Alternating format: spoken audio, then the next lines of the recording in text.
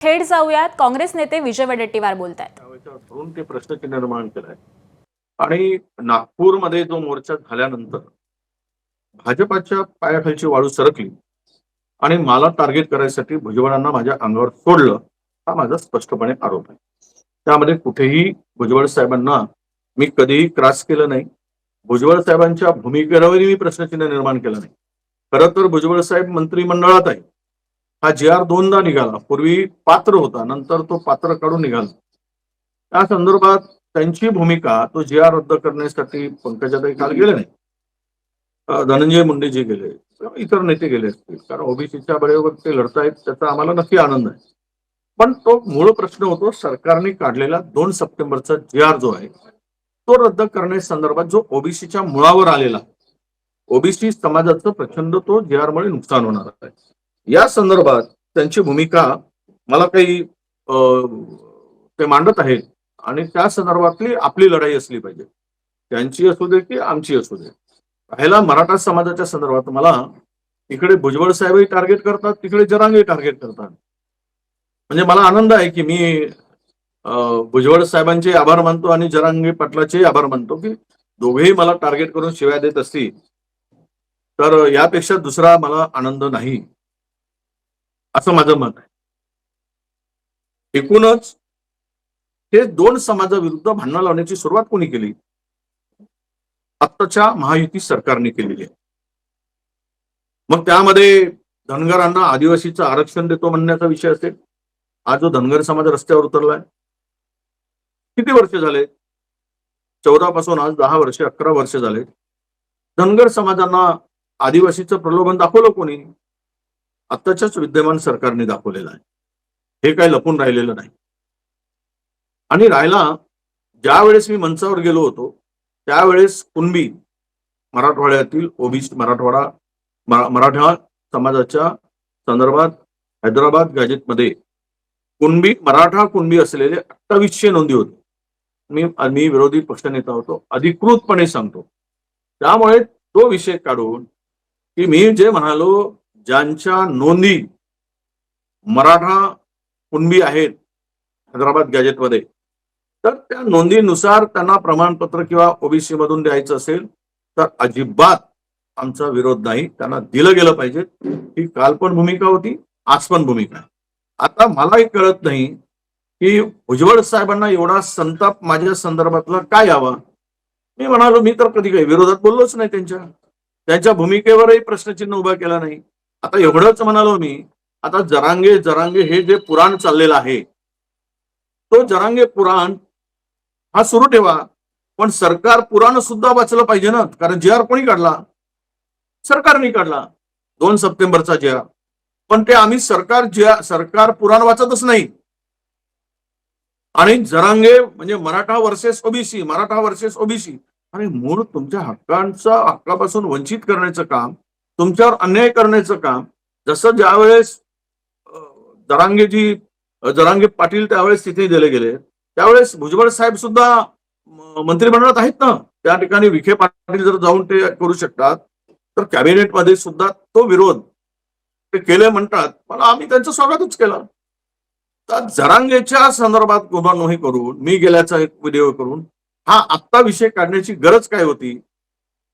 तर त्यामध्ये नागपूरमध्ये निघालेला अफाट मोर्चा पाहिल्यानंतर भाजपाला भीती वाटली आणि आपल्या फॅक्टरीतील फेक नेरेटिव्हच्या फॅक्टरीतील एक नेत्याला पुढे करून मला टार्गेट करण्याचं काम केलं जात आहे.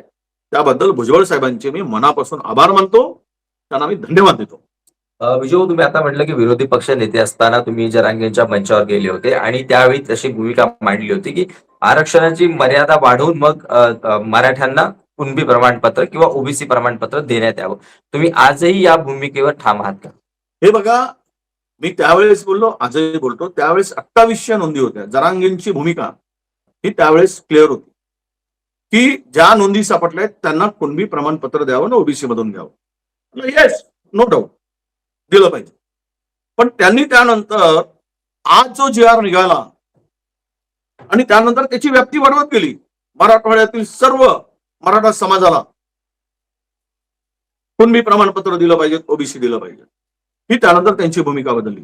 काही वेळेस मी विरोध केला, मला जाताना अनेकांनी त्यावेळेस शिव्या दिल्या, त्यावेळेसची भूमिका होती माझी. हे मी त्यावेळेस मुख्यमंत्री जी देवेंद्र फडणवीस होम मिनिस्टर असताना मी त्यांच्याकडे तक्रार द्यायला स्वतः गेलो होतो, मला शिव्या देत आहेत, मला धमकी मिळत आहेत म्हणून. त्यावेळेस भुजबळ साहेब नव्हते, मीच होतो आणि मी माझी भूमिका स्पष्टपणे मांडलेली होती. त्यानंतर त्यांनी पुन्हा सांगितलं की नाही, सर्व मराठा समाजांना ओबीसी प्रमाणपत्र दिलं पाहिजे आणि कुणबी प्रमाणपत्र दिलं पाहिजे. त्यावेळेस मी विरोध केला. स्वाभाविक आहे विरोध करणं. तुम्ही 2800 नोंदी भेटल्यानंतर जर तुम्ही देत असाल तर मी स्वागतच केलंय. त्याला धरून भुजबळ साहेब मला का टार्गेट करताय, याचं कोड असं आहे की सरकारमध्ये ते मंत्री आहेत, सरकारचं संरक्षण करून विरोधकांना टार्गेट करणं ही त्यांची भूमिका यातून मला दिसते आहे. हे पुन्हा मी सांगतोय. काल भुजबळ साहेबांच्या भाषणामध्ये एक मुद्दा त्यांनी अजूनही मांडला की जे लोक मराठा आरक्षणावरून सर्व वाद निर्माण करत आहेत त्यांचं मुख्य टार्गेट हे देवेंद्र फडणवीस आहे, ओबीसी समाज नाहीये, असं त्यांचं म्हणणं आहे. आता मला हे हास्यास्पद वाटतं. ते ओबीसी मधून मागत आहे तर टार्गेट फडणवीस मुख्यमंत्री कसे असतील, देवेंद्रजी कसे असतील? मुख्यमंत्री टार्गेट देवेंद्र फडणवीस टार्गेट कसे असतील? ज्या वेळेस मग हा GR काढताना त्यावेळेस मग त्यांच्या टार्गेटला हे बळी पडले का? त्यांचा टार्गेट पूर्ण करण्यासाठी त्यांनी प्रेशर टाकला, त्या टार्गेटमधून सुटण्यासाठी मुख्यमंत्री बळी पडले काय? म्हणजे सरकार झुकलं काय, असा त्याचा अर्थ होतो. आणि राहिला विषय की कोण कोणाला आता, म्हणजे एकीकडे ज्या सरकारने हे GR काढला आपण त्या विरुद्ध बोलत नाही आणि जरांगे तर आहेच, आमचं वाटोळच केलंय. आम्ही जरांगेच्या सह आमची भूमिका मानलीच. पण आम्ही आता बघा, त्यावेळेस बावनकुळे जे होते तिथे पंकजा मुंडेताई आहेत, भुजबळ साहेब आहेत, सावे आहेत, जवळपास 8-9 ओबीसी मंत्री आहेत ना. मग तुम्ही तिकडे हा GRचं काय रिएक्शन, GR मुळे काय नुकसान होणार आहे? अरे सर्रास दाखले वाटले जात आहे. कोणीतरी एक नागपूरचा नेता सांगतो की 28 दाखले दिलेत की 18 दाखले दिलेत. लाज वाटत नाही? एका 14 वर्षात 2014 पासून 25 पर्यंत ओबीसी समाजाला फक्त धुळे जिल्ह्यामध्ये 38,000 दाखले दिले गेले होते. आता ते 1,18,000 झाले एका धुळे जिल्ह्यात. मी माहितीच्या अधिकारात माहिती घेतली. काहीतरी बोलून आमचं म्हणणं, माझी भूमिका तीच आहे, कालही तीच होती. ओबीसीच्या वाट्यातून देऊ नका, ओबीसीच्या वाट्यातून तुम्ही त्यांना काढून देऊ नका, तुम्ही त्यांना स्वतंत्र द्या. आणि ज्या नोंदी आहेत कुणबी मराठा, इथे तर कुणबी मराठाच नाही आहे, कुणबी जैन आहे, कुणबी सोनार आहे.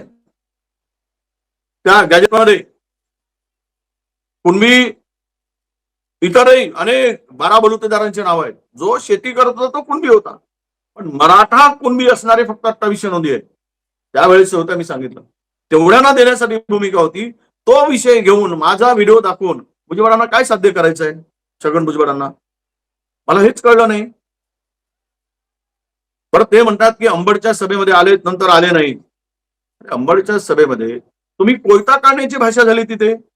आपण लढाईमध्ये, मराठा ओबीसी लढाईमध्ये कोयता तलवारीची लढाई भाषा करून आपण मिळणार आहे का? आपण आपल्याला जे मिळवायचे ते संविधानिक अधिकारानं तुम्ही आंदोलन करा, मोर्चे करा, सरकारवर प्रेशर टाका. पण कोयत्याची भाषा केल्यानंतर दुसऱ्या मेळाव्यात मी कसं जाणार? म्हणून मी गेलो नाही. पंढरपूरच्या मेळाव्यामध्ये मला अजिबात बोलवलं नाही. मला कुठलाही निमंत्रण पंढरपूरच्या मेळाव्याचं नव्हतं. हे खोटं कशाला सांगतायत मला काही कळत नाही. कोण फोन केले सांगा म्हणा. आणि राहिला विषय कालचा बीडचा मेळावा झाला. माझी भूमिका होती की या मेळाव्यामध्ये सत्ताधारी पक्षच पूर्ण होता. सत्ताधारी पक्षांनी मोर्चे काढायचे किंवा सत्ताधारी पक्षांनी रॅली घ्यायची, तिथे ओबीसीना सांगायचं की आमचं वाटोळ झालंय आणि सरकारमध्ये तुम्ही भूमिका तिथे मांडायची नाही. त्यामुळं जरांगे पुराण आता खूप झालं असं तुम्ही म्हणालो. माझा एकच शब्द होता, जरांगे पुराण करत बसा, पण सरकार पुराण सुद्धा सुरू केला पाहिजेत, ज्याने आमचं वाटोळ करायसाठी तो GR काढला. तो GR रद्द झाला पाहिजे. ही काल पण भूमिका होती, आज पण आहे. त्यामुळे नुकसान होत आहे ओबीसीचं. कुठल्या नोकऱ्या मिळणार नाहीत, MBBS मध्ये, डॉक्टरमध्ये, तुमच्या एज्युकेशनमध्ये त्यांना सवलती मिळणार नाहीत. सगळ्या सवलती खाऊन घेतील मोठा समाज. हा गरीब समाज काय करेल?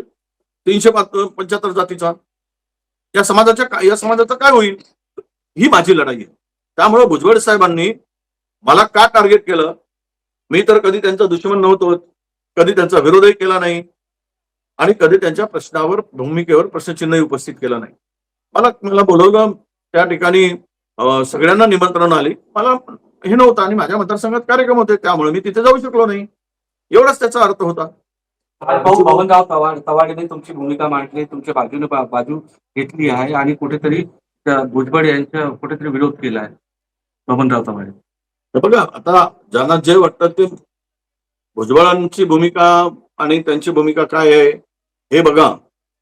महायुतीचं सरकार सर्व समाजामध्ये भांडणं लावून सर्वांना बेवकूफ बनवण्याचं काम सुरू केलं. तुम्ही आपसात भांडा, मी मजा मारतो.